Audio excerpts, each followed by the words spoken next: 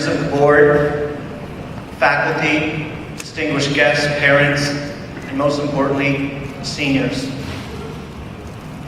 I am honored today to be the commencement speaker. I would like to leave you with a simple message and a little story. My message is this: don't let your lives be a series of tasks that you must complete in order to get to the next phase. Appreciate each experience by saying these simple words: I cannot believe I'm here. I am so lucky. For the past 4 years, you've accumulated 25 credits, 40 community service hours, become obsessed with the numbers and letters beside each subject, passed courses that were deemed compulsory, been TOK'd, colored endless bubbles in SATs, ACTs, and AP exams. These accomplishments are all little checks in boxes that mean that you are high school graduates. And for many of you, this accomplishment means you can move on to the next phase of your life, college and university. But if you look past these check boxes, you will see that some amazing things happen. At the beginning of October, all of you filled out a survey. This survey helped in the writing of recommendation letters for college admission. One of the questions was, what has been your favorite part of your high school years? And here's what some of you wrote. Getting to know great people from different cultures and societies. My service trip for Habitat for Humanity in Romania, I learned a lot about other people and how hard it is in some areas of the world just to survive with little. Volleyball. Definitely volleyball. I feel like having a sport really helped me find my place in the school and become a better student. Mr. Gudgeon's math class made me understand that I enjoy learning about math concepts. To have the world at your fingertips is a wonderful thing, and my best high school experience has been to use that to its full capability.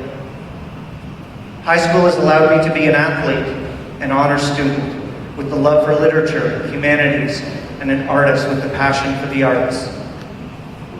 At first, of course, I was scared, but I grew to love it. I got to meet some fantastic people. We have the same interests, and it is like fitting a big world into this school. My best part of the high school career has been my friends. I wake up every morning excited to see them and talk to them. High school would not have been as great as it has been without my friends. They provide support for me and people who I can talk to that really understand what I am going through. My friends help me get through every day. In September, most of you will find yourselves on a college campus. There is nothing like being on a college campus in September. Everyone is excited to be there. You will meet many people from all over the world, and you will find yourself saying, I can't believe I am here. I am so lucky. I can remember saying this as a freshman in college. It is easy to say these words at the beginning, but will become harder as time passes.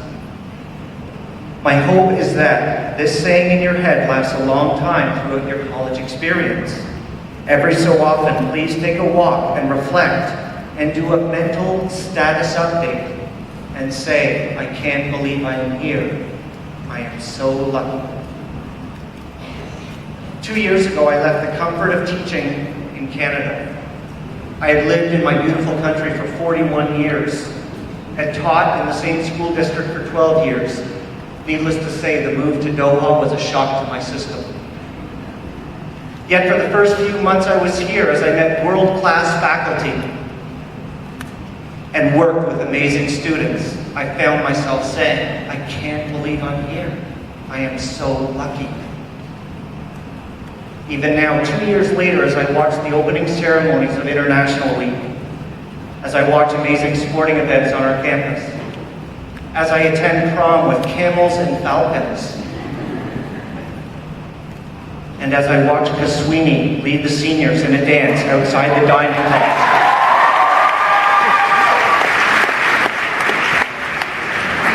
I find myself saying, I can't believe I am here. I am so lucky. When you find yourself at the end of your rope with midterms, exams, and the daily, rigorous courses in college, I want you to reflect on the following story. About 10 years ago, my wife Renee was working at the University of Toronto. U of T is a massive university located in downtown Toronto with approximately 65,000 students. Renee worked in the alumni and development area, which meant that she was constantly building relationships with students who had graduated from the University of Toronto. She would come home from certain social events where she would meet the surviving members of the graduating class of 1930. She loved these events and took a keen interest in the way in which a person's university education shaped their lives. One evening in the middle of November, Renee came home with an invitation to a senior social event. It would take place on December 15th. She was excited to attend this function and meet some current students who were going to graduate. More importantly, she wanted to know where the students were going after graduation. On December 16th, the day after the function, as we were having breakfast, she explained what the party had been about the night before. She walked into the University of Toronto Faculty Club and immediately noticed that there were no 20-somethings in the room. She looked around and did a quick mental census. She went over to a colleague of hers to check if she was in the right location because most of the people in the room were over 70 years old. She was in the right place. She was looking for senior students. She found them. These students were actually senior citizens. Renee approached a group of these students around a table and sat with them for most of the evening. One of them was 82 and majoring in 20th century history. Think of the irony of that. Most of the material in his textbook would have been current events for this guy. Throughout the evening, my wife learned that there was a significant number of the students at the university who were in fact over 70 years old. Toward the end of the evening, Renee met a woman who was 75, who was majoring in biology and due to graduate that June with her first degree. She had been a stay-at-home mom, and unfortunately her husband had passed away 10 years earlier.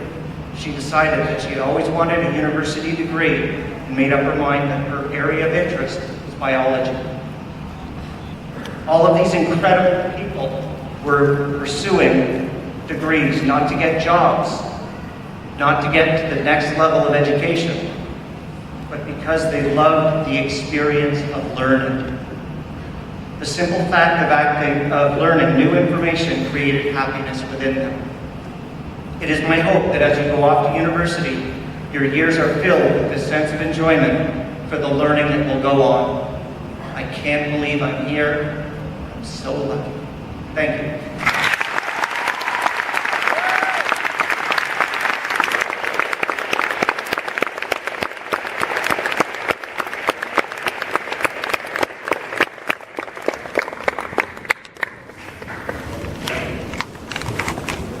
Thank you, Mr. Dimmer. I would like to introduce again Mr. Bob Krebs and the ASD Chamber Singers performing the song Time of Your Life featuring our five singers.